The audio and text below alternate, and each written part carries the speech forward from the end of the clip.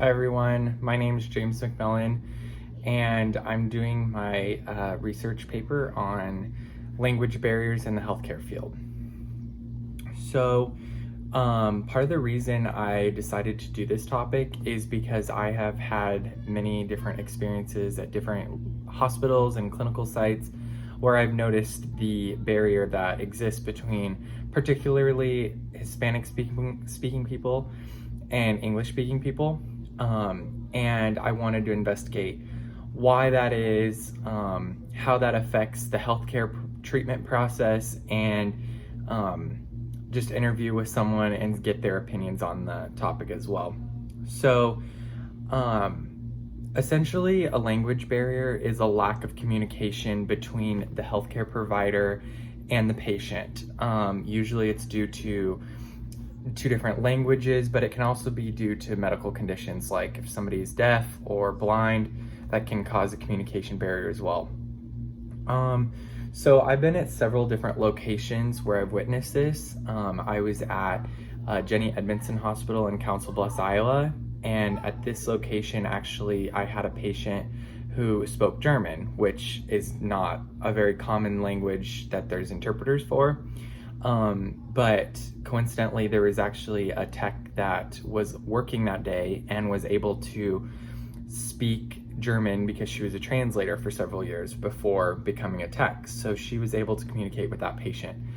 Another instance I've had with communication with different speaking people was at a sports medicine clinic. At that orthopedic clinic, there was a Hispanic adult, that couldn't speak English at all, and they didn't have any interpreters on hand, so they used a computerized system which worked very well to communicate with me and the patient and essentially help with getting them positioned for the exam. But probably the most experience I've had with having a language barrier was in Denison, Iowa, at Crawford County Community Hospital. So at this hospital, in this town, there's a particularly large Hispanic population, and due to that, they have on-hand interpreters. And I really liked how personable these interpreters were. Most of them have a Hispanic background, so they're easily able to develop that personal communication with the patients. And having an actual person there really helps drive the story, or drive the communication, and help the message get conveyed in a more personable manner. So that was kind of a neat experience, was being able to have that. And due to that, that's who I chose to interview, because one of the technologists there has been there for, I believe, 17 years. And so I really wanted to get more in detail with her on how, if she's had any negative experience with language barriers and so on and so forth. So when I talked to her, she essentially was telling me that interpreters are the best thing ever, and they're specifically trained in medical terminology, which is essential for a medical translator, because you can't just have a simple family member or somebody who speaks Spanish and English to translate, because there's specific medical terminology that is important for the patient to understand. And so one example of that, this technologist happens to also be an MRI technologist.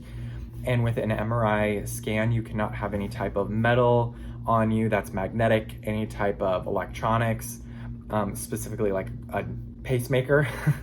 And if they have that, it can be, there can be damages to it inside the machine. There can be issues in that realm, so on and so forth. So it's important that we communicate with the patient those dangers, and to ask them, do they have these things? Do you have any questions? Things like that, so that the patient can get the best treatment possible. So that was nice getting to hear from her how much they help her with that, and making sure that they're screened properly for their exams. So she really didn't have much negative feedback to say about interpreters. She said they're on call, so if she gets called in at night and they need an interpreter for the patient, they can come in. Of course, they can always do over the phone communication as well. So she didn't really have any negative feedback, just saying that how important it is to have a translator in general. So in conclusion, to wrap this up, I learned a lot about this conflict and the language barriers that exist in the healthcare field. It didn't really hit me like how important it is. And just because I'm used to being able to communicate with a healthcare provider, naturally English speaking, not having that, I can understand it'd be a very stressful and anxious situation where the patient might be very scared because they don't know what's happening to them, or so on and so forth. So I think that I learned a lot from this assignment, and I hope that you did as well. Thank you.